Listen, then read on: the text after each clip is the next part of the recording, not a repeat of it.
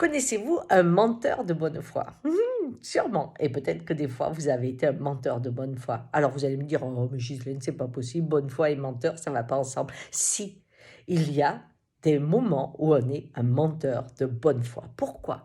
Dans le monde de l'Indien, on sait, hein, que chaque être que je rencontre ouvre une porte en moi, une part de moi différente. C'est pour ça que cette connexion vibratoire me permet d'être, par exemple, amoureux de telle ou telle personne, d'un homme ou d'une femme, et aussi être amoureux d'un autre, parce que c'est deux personnes différentes. Vous me dites, là, t'exagères. Pas tellement. Regardez, vous pouvez avoir un homme ou une femme qui, dans les affaires, sont redoutables. Et quand ils vous parlent du monde des affaires, c'est vraiment terrifiant. Et pourtant, quand ils rentrent à la maison, ils vont avoir, à côté de leur femme ou avec leurs enfants, un dialogue humaniste. Et ils y croient.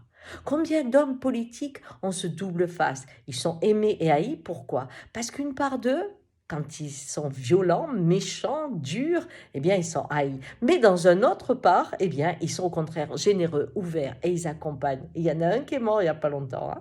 Donc, on a ce double face en nous parce qu'on a des parts différentes, et selon avec qui je suis, eh bien, je donne une réalité de moi autre.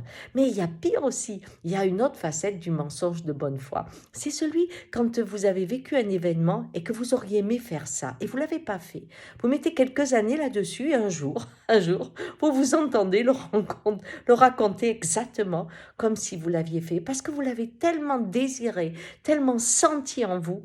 Bon, que ce souvenir qui n'a jamais existé devient un souvenir réel. Vous voyez, le cerveau est très très complexe. Il y a bien sûr le menteur qui n'est pas de bonne foi. Le menteur, c'est quoi? C'est celui quand il vous parle, tous les propos sont cohérents.